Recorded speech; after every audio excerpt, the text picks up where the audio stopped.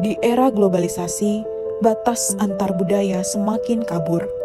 Musik, makanan, gaya hidup, semuanya berpindah lintas negara dengan mudah. Namun, bagaimana rasanya hidup di tengah dua budaya? Itulah yang kami angkat dalam video ini.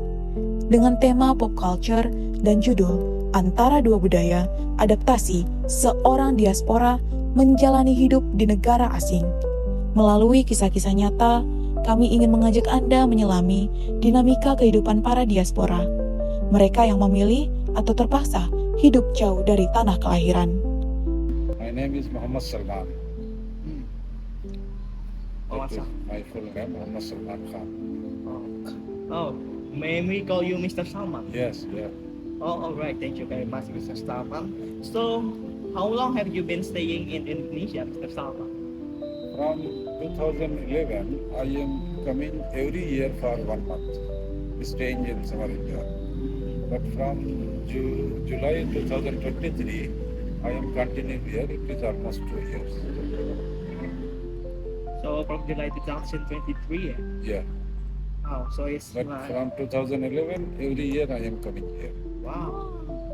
So, like, what makes you choose to stay in 2023? Just because I like the nature here. This means I am a nature lover person, like the greenery mountain, and the simple person. That is the reason I like to stay here.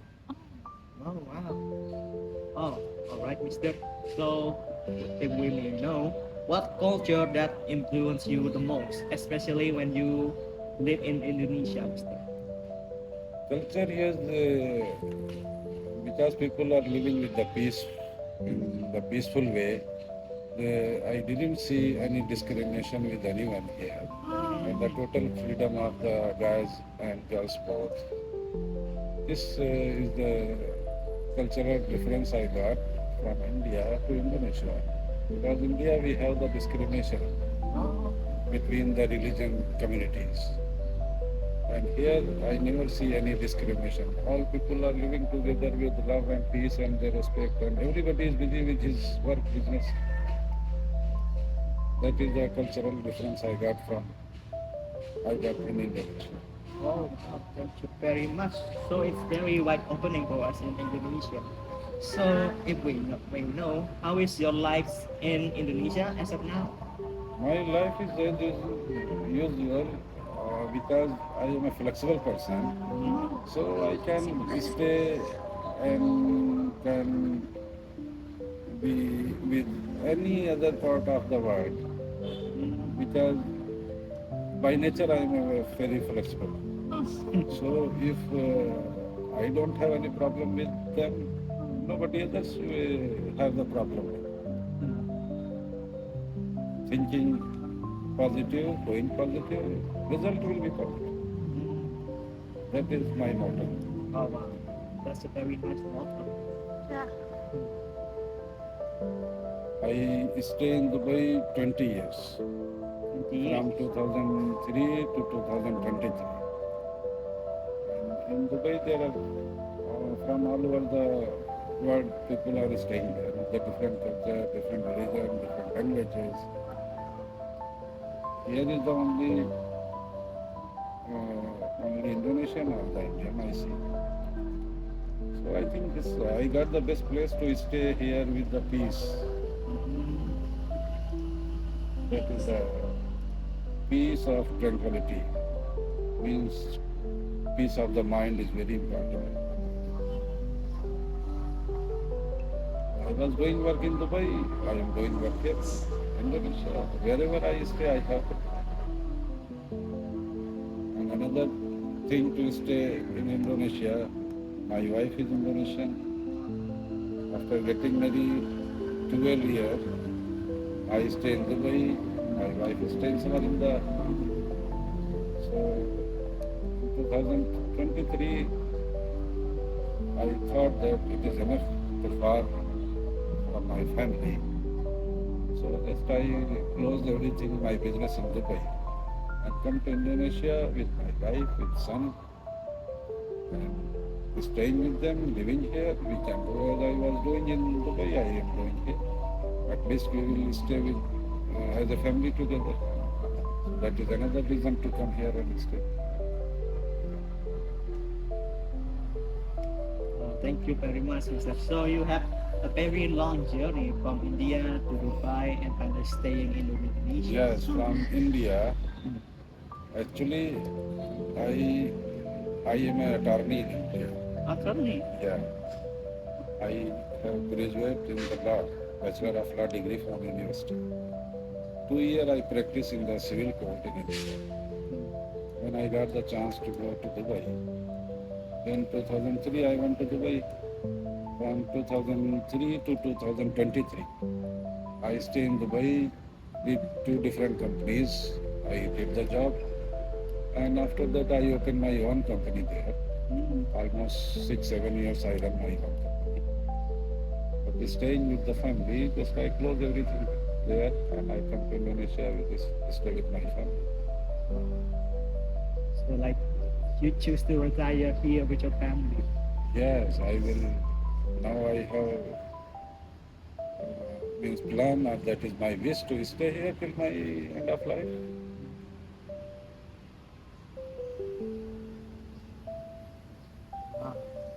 So, Mr., if we may know, is it hard to adapt to the environment in Indonesia, do you think?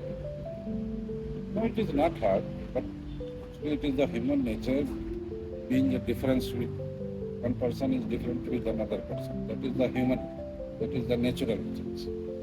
So there are some thinking of the, some differences of the thinking.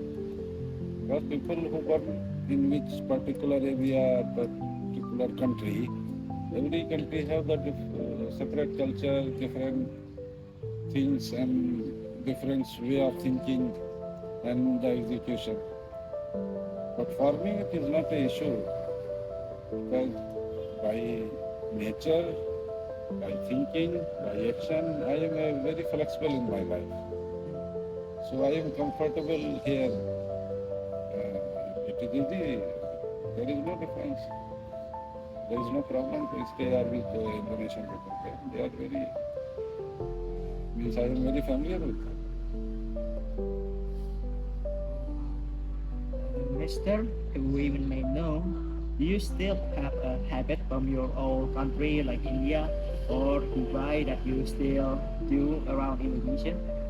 No, I don't have any idea. I said, no, I am very flexible. Where I stay, if, but only one thing, I think that is in my habit from the childhood. If I think something is good, I do it. Even so many, who is close to me, either my parents are not anymore in this world. My sister, my brother, and my wife. Whatever say, don't do. But if my sixth sense says it is good to do, I do it. I don't listen to anyone. Oh, wow. But I like to try. Whatever is the result, nobody knows. Only Allah knows the result. Oh, yes. As a human, I have to try my best. I have to do my best for what we have the dream. So that was my dream. To stay and live in the different other countries, to see the other culture, other living standard, other countries, people thoughts. So that was my dream, and I try for it, and I got it. And this is my thinking. If you think or if you have any dream, means just genuine dream, not a bad or something to do bad. If you have the genuine as a human being, and a dream to do something, and if you are doing with the good intention, if you try with the good intention, later or sooner you will get it. And I got it. I had that dream to get married another other national. And after 4-5 years of trying, I think 8 years, and I got my dream. It take 8 years, but I got because my intention was good. So when intention is good, the nature will be with you. So like it's always your dream. Yes, just my thinking is like a philosopher. Always I see the positive things in everywhere. I focus my mind in the positive things, not in the negative. So if you will be positive, you will try to do in the positive way, better or sooner you will get the positive result also. Maybe it can take little time, because precious things not come easy. It takes time, it needs hard work. I got it. Till now I am doing to do my best to settle well here. Alhamdulillah, it is going good.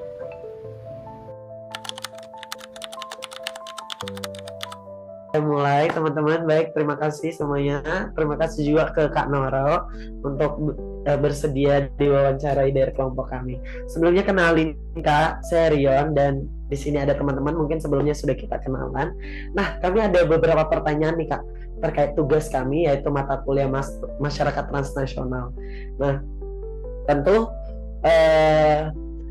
pada kesempatan kali ini kami tuh mau menganalisis sih Kak tentang bagaimana sih kebiasaan warga negara asli itu yang beradaptasi di negara lain seperti itu. Nah, mungkin pertanyaan pertama nih Kak, kita langsung ya masuk.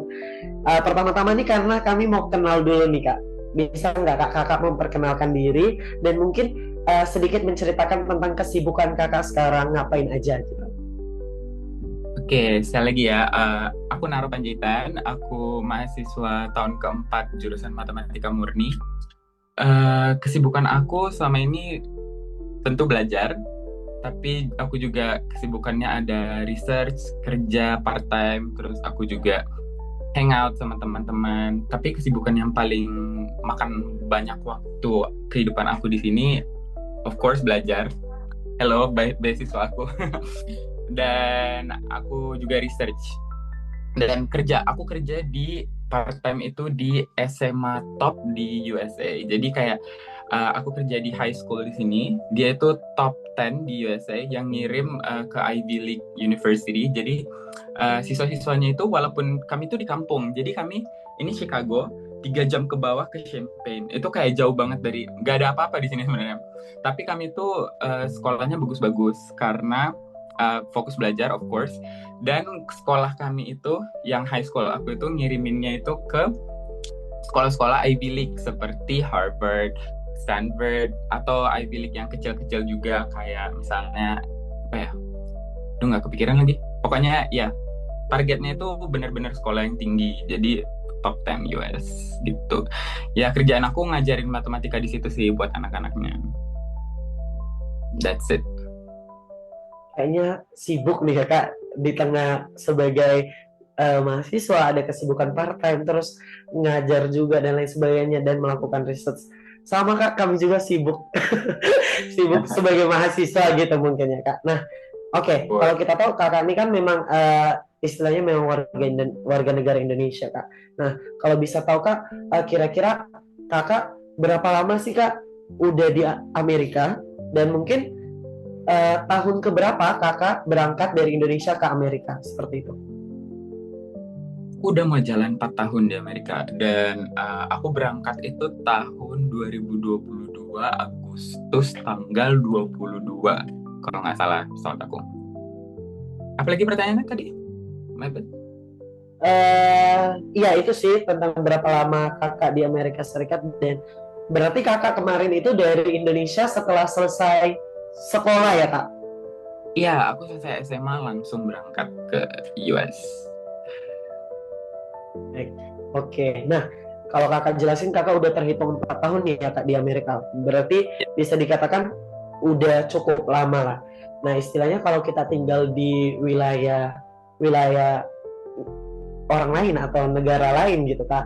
Nah, ada nggak Kak kira-kira sebuah budaya atau kebiasaan mungkin Kak, kalau kita bicara ya, karena Kakak udah tinggal 4 tahun di Amerika tentunya, itu ada nggak beberapa kebudayaan atau kebiasaan yang mempengaruhi diri Kakak sendiri nih Kak, terutama mungkin dari segi cara berpakaian karena memang mungkin menyesuaikan wilayahnya sendiri, atau dari bahasa dan tutur berbicara, itu gimana Kak? Menurut aku at least ada 3 ya. Pertama itu of course cara aku berbicara dan cara aku bersosialisasi. Dulu itu aku, kalau misalnya Rachel tahu, yang kenal aku nggak kenal banget sih, cuma yang lihat aku di gereja, aku tuh orangnya pendiam banget. Sebelum aku ke US itu aku orangnya pendiam. Aku tuh orang yang paling malas bersosialisasi karena pertama ada mamaku. Aku sebelum merantau itu kayak bergantung banget sama mamaku untuk bersosialisasi. Jadi yang kenalan sama semua orang itu mamaku. Pokoknya aku tinggal diam aja, aku mau tinggal mamaku yang kenalin aku ke semua orang. Sedangkan pas aku merantau dengan culture yang beda, dengan orang yang nggak ramah, walaupun mereka sebenarnya ramah ya, itu aku jadi terpaksa buat socialize dan ngomong dengan bahasa aku sendiri. Di situ aku develop my new socializing skill dan kayak socializing style. Jadi orang-orang di sini sebenarnya ramah kok, nggak individualis yang seperti propaganda government Indo buat. Terus yang kedua, cara berpakaiannya. Cara berpakaian menurut aku orang sini tuh nggak terlalu peduli sih. I feel like kalau cara berpakaian dan styling itu lebih kayak East Asian culture. Kalau misalnya orang-orang kayak Korean, Japanese, atau orang-orang Asia itu mereka lebih perhatiin style ya. Walaupun di sini juga perhatiin style, tapi mereka itu lebih prefer, I feel like American itu prefer simplicity. Jadi mereka tuh yang penting simple, nyaman, dan kalau misalnya aku ke klub atau ke pub, mereka itu paling sering, yang kalau cewek ya, kalau cewek itu paling sering tank top putih atau tank top hitam sama jeans, udah that's it. Kalau misalnya cowok itu pakai kaos sama shorts kayak celana yang pendek gitu. Jadi kalau dari cara berpakaian itu sih. Apalagi ya, cara aku bersosialisasi udah, cara aku berpakaian udah. Oh tapi emang ada culture shock sih ya. Culture shocknya itu mereka itu, ini aku nggak tahu ya, tapi ini my personal experience. Tapi ya kalau rasisme banyak lah ya. Tapi emang beberapa itu nyimpan trauma di aku. Tapi nggak semua teman aku kayak gitu. Dan aku orangnya termasuk yang sensitif. Jadi kayak orang ngomong sedikit aja kalau misalnya nyakitin hati aku kepikiran sampai kayak 2 minggu, 3 minggu gitu. Jadi emang beda experience-nya gitu. Nah, oke. Udah nih kakak jelasin tentang ada cara berpakaian dan cara berbicara dan sebagainya. Nah mungkin ada nggak kak kira-kira kebiasaan yang sebenarnya itu beda banget gitu dengan kebiasaan kita as a Indonesian people gitu. Tapi kakak karena memang kakak berada di Amerika khususnya sekarang, itu kakak beradaptasi dengan kebiasaan tersebut. Ada nggak kak kira-kira kayak kebiasaan yang beda banget sebenarnya dengan kita, tapi kakak harus adaptasikan itu di dalam diri kakak gitu? Mungkin pertama di sini tuh makan. Kalau makan di sini porsinya gede, jumbo, mampus. Jadi kebanyakan teman aku nggak habis sekali makan. Jadi bisa take away sih sebenarnya. Tapi karena aku kebiasaan, jadi aku lama-lama udah 3 tahun di sini aku habis. Jadi bukannya rakus atau apa, tapi emang ternyata porsi makan itu lama-lama bisa teradaptasi. Terus sekolah kali ya. Sekolah itu dulu aku di Indo kayak kelas jam 8 itu siang banget. Sedangkan di sini aku sekarang kayak kelas jam 12 itu pagi banget. Kayak itu sih adaptasi aku. Jadi kayak aku sekarang bangunnya kayak agak telat, which is bad. Tapi kayak aku jadi bisa manage waktu di malam harinya gitu. Oke, keren. Nah, kalau tadi sih sebenarnya kakak udah ada speak dikit nih tentang kayak mungkin bisa dikatakan tantangan tentang kayak culture dan lain sebagainya. Bisa kakak lebih jelasin nggak kak? Kira-kira tantangan apa sih yang mungkin benar-benar kakak rasakan nih di luar mungkin bahasa ya, karena of course bahasa kita tuh beda banget, dan mungkin kakak bisa lebih jelasin dan tantangan itu impact banget gitu ke kakak. Itu kira-kira ada nggak kak? sebenarnya nggak tiap hari ya kalau misalnya culture shock dan terutama yang racism itu. Tapi kalau misalnya aku cerita yang racism itu, aku pernah kayak lagi jalan doang. Terus ada segerombolan orang putih, white girls. Mereka itu naik mobil, kan kesana ya. Aku jalan berlawanan arah. Terus mereka buka jendela dan kayak neriakin racism slur ke aku, kayak hey you Asian kid, like blah blah blah, like that. Itu emang nyakitin hati sih, karena kayak first of all dia ada apa ya, kayak keinginan untuk pertama buka jendela, kedua keluarin muka, ketiga ngomong itu.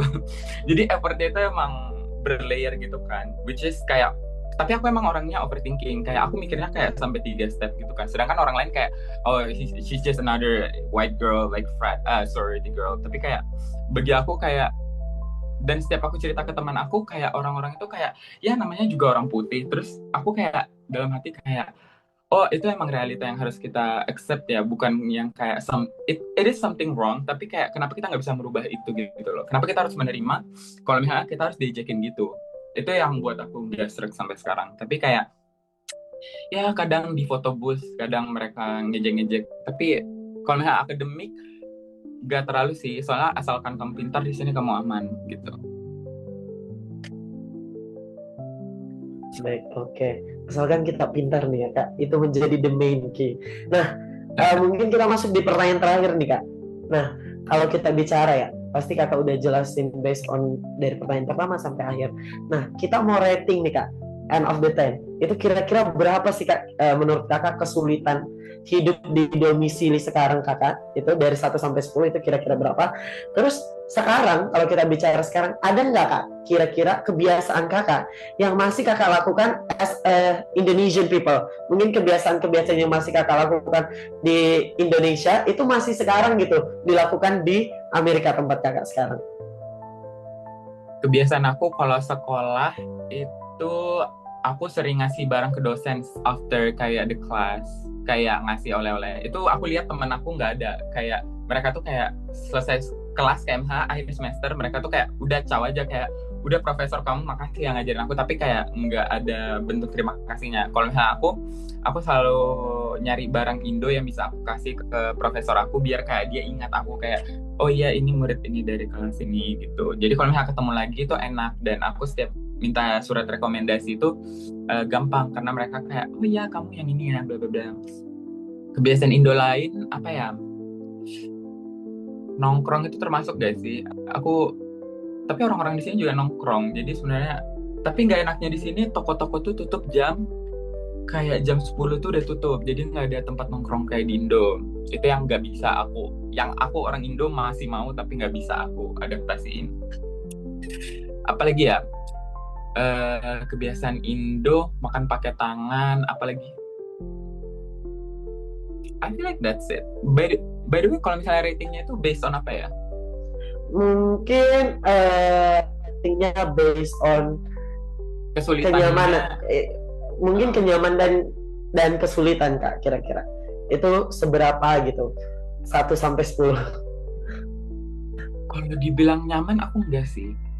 Kalau dibilang sulit juga sulit banget, tapi mau gimana ya? Aku cuma dapat beasiswa di sini, jadi aku harus jalanin kan.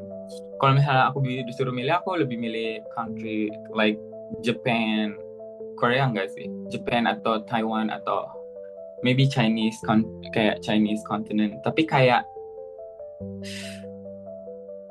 kesulitannya 8/10 sih. Keren banget Kak. Ini udah pertanyaan terakhir sih. Sebenarnya apa yang Kakak jawab itu kalau saya pribadi ya, itu benar-benar apa yang kami butuhkan gitu, kayak dari kebiasaan apa yang Kakak masih sering lakukan, terus kebiasaan apa yang memang Kakak coba kenali atau masih lakukan di sana, terus kayak beberapa tantangan dan mungkin kebiasaan apa yang coba Kakak adaptasikan dalam diri Kakak gitu. Itu memang based on apa yang kami perlukan gitu, karena memang kita sesuai dengan analisis kami Kak. Thank you banget Kak, dari pertanyaan pertama sampai pertanyaan akhir itu menurutku udah menjawab banget. Mungkin dari teman-teman ada kali ya pertanyaan tambahan, mengingat waktu kalau bisa Aku mau tuh. nanya, Oh, aku mau tanya Kak, baik. Kak, kakak pernah gak sih kangen Indonesia gitu? Kangen Kangen enggak kayak sih? pengen, aduh aku pengen banget nih balik cepet gitu. apa nih yang aku pengen kangenin gitu. Kadang kayak kalau udah terlalu lama di sana kayaknya aku kangen deh sama ini gitu. Indonesia banget gitu. Pernah cuma sekali tapi pas tahun lalu itu soalnya aku bener-bener itu tahun tergila aku sih. Itu aku ngambil kelas terbanyak. Aku ngambil 7 kelas, 6-nya itu technical. Terus aku ada research. Itu pokoknya bener-bener tergila. Pokoknya itu aku sampai sebagai Gen Z aku post story banyak kayak aku kesepian, aku gini. Pokoknya aku bener-bener stres karena kayak itu bener-bener kerjaan aku itu kelas, pulang belajar, masak, belajar lagi. Pokoknya sampai malam aku lihat roommate aku terus kayak, oh hai, aku masih belajar. Terus aku masuk lagi kayak bener-bener itu kelas yang tersulit ini. Terus aku kayak bener-bener pas itu aku kayak pas lagi belajar aku langsung pesen tiket pulang. Aku kayak nggak bisa, aku harus pulang gitu. Itu tahun lalu 2024 April. Yang kakak pulang itu nggak sih? Kakak sempat pulang kan ya? Aku sebenarnya pulang tiap summer guys. Aku pulang tiap tahun. Oh iya. Iya. Kalau Christmas gitu kak, kakak pernah nggak pulang pas Christmas gitu? Enggak, karena menurut aku walaupun di Indo lebih enak ngerayain Christmasnya sama keluarga, tapi di sini Christmasnya tuh cantik banget karena semuanya itu salju kan. Terus pohon Natal di mana-mana, terus kayak cantik aja di sini. Jadi aku belum pernah pulang for Christmas. Kalau kakak nyesuaikan makanannya gimana kak? Makanan sebenarnya kalian fine-fine aja sih. Di sini kampus aku banyak orang Asianya, kayak kami itu proporsinya berapa ya? 50% itu orang putih, 50% itu kayak campuran semua, kayak ada dari Korea, Jepang, Taiwan, Indo. Jadi mereka tuh banyak Asian food sebenarnya. Jadi sebenarnya kalian bakalan fine-fine aja sih. Tapi kalau misalnya kalian tapi Asian food itu di mana-mana banyak sih kalau di Amerika. Jadi sebenarnya tapi walaupun nggak Indo food ya, tapi kayak aku kebanyakan masak sih, kayak jadi nggak ngaruh juga gitu. Oke, dari teman-teman yang lain ada nggak? Soalnya aku pengen nih kakak nunjukin, kak jadi kita nih harus ada bukti kalau kakak tuh bener-bener lagi di luar negeri gitu kan. Nah kakak boleh nggak sih kakak kasih tunjuk situasi yang ada di sana gitu, biar dosen kami tuh percaya gitu kakak tuh nggak di Indonesia gitu. Atau ada plat Ini nomor gitu kan, ini mobil dari USA gitu. Ini mataharinya nggak cukup ya? Oh kak, saya dosen kami nggak boleh di-spill di sini, nanti ketahuan. Oh, kakak Kelihatan nggak kayak sih? tinggal di Oh, ada apartemen. oh, Ini aku lagi di apartemen teman aku sih. Ini aku lagi di apartemen teman aku, jadi cut. udah sih. Gimana ya cara buktinya? Aku nanti kirim foto deh. Aku kirim foto kegiatan aku di. Ih, Oh. boleh kak video aja kak, footage gitu biar ada di video kita. Oh, aku ada ini sih. Aku ada edit. Bentar aku kirim ya. Iya. Oh, bentar. Oke. makasih banyak Kak dari kami teman-teman. Tentu semangat juga buat Kakak, tetap kuat dan tetap kuat juga untuk kita semua, dan terima kasih dari kami. Dari wawancara yang kami lakukan, satu hal menjadi jelas: budaya lokal dapat memberi pengaruh besar pada kehidupan seorang diaspora. Dalam wawancara pertama, Saudara Naro Panjaitan menceritakan bagaimana kehidupan di negara barunya perlahan membentuk kebiasaannya. Kebebasan untuk pergi ke pesta malam, menjelajahi ruang sosial yang baru adalah hal-hal yang dulu terasa asing, namun kini menjadi bagian dari keseharian. Akan tetapi, cerita berbeda kami temukan dalam wawancara kedua. Mr. Muhammad Salman Khan merupakan seorang diaspora asal India, justru memilih untuk tetap teguh pada nilai-nilai budaya asalnya. Baginya, tinggal di negara baru bukan berarti harus melebur seluruh identitas. Lebih dari itu, Mr. Khan membawa cita rasa India ke dunia melalui impiannya, membuka usaha makanan khas India di berbagai negara. Ini bukan hanya bisnis. Ini adalah bentuk diplomasi di mana makanan menjadi alat diplomasi budaya yang hangat dan bersahabat.